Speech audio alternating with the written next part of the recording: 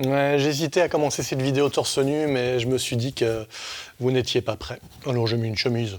Et si vous n'étiez pas venu ce soir? Bon, d'une part, vous n'auriez pas payé votre place, donc on aurait moins gagné d'argent, donc c'est moins bien. Mais surtout, vous auriez fait autre chose. Et comme ça, dans la vie, il y a plein de fois où on fait des choses et où donc on renonce à d'autres choses. Pas dans ce spectacle, puisque dans ce spectacle, justement, on vous propose de mettre en scène la soirée que vous avez décidé de ne pas passer, à la place de passer celle-ci. Si par exemple, vous avez le choix de venir voir ce spectacle ce soir, ou de faire une balade en forêt de nuit, eh bien vous pouvez venir voir ce spectacle et dire ce soir, en fait, j'aurais pu aussi aller faire une balade en forêt de nuit. Et les comédiens, ils vont vous la faire, la balade en forêt de nuit, et ils vont vous montrer qu'est-ce qu'elle aurait pu devenir, cette balade en forêt de nuit. Bref, aucun renoncement, tout bénef, surtout pour nous. Plein de pognon. Je suis pas sûr que c'est la meilleure fin à cette présentation.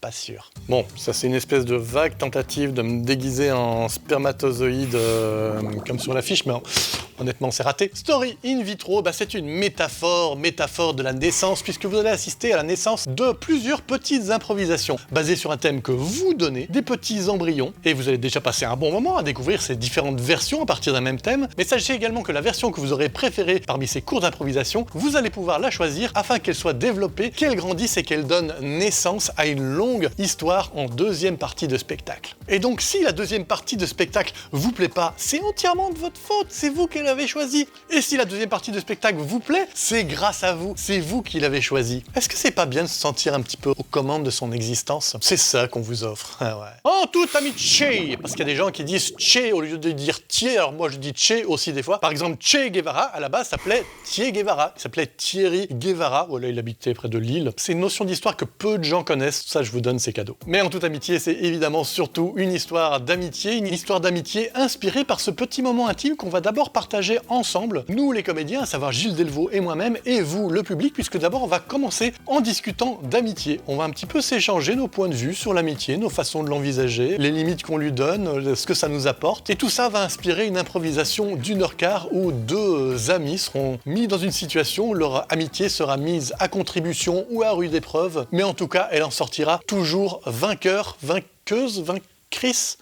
enfin elle va vaincre quoi.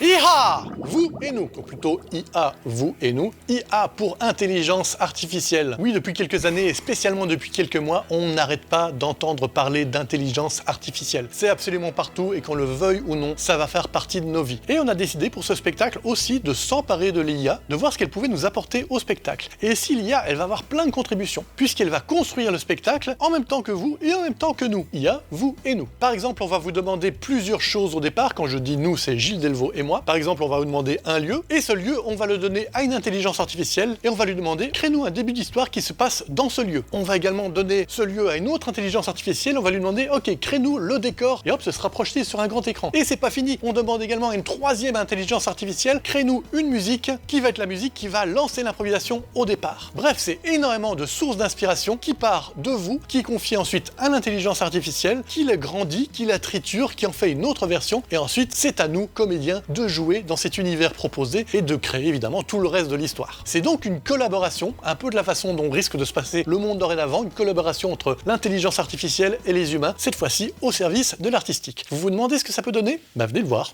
Get a clue.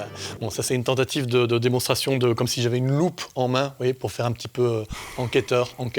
Voilà, c'est raté. Parce que l'enquête, il va en être question dans ce spectacle en anglais, où on va suivre justement une enquête dans un monde mystérieux où on se demandera qui a commis le crime qui va être défini en début de spectacle. On va donc pouvoir suivre les indices, les pistes, les fausses pistes, les interrogatoires, les retournements de situation, et peut-être qu'à la fin, on va découvrir ensemble sous un NON qui était vraiment le criminel.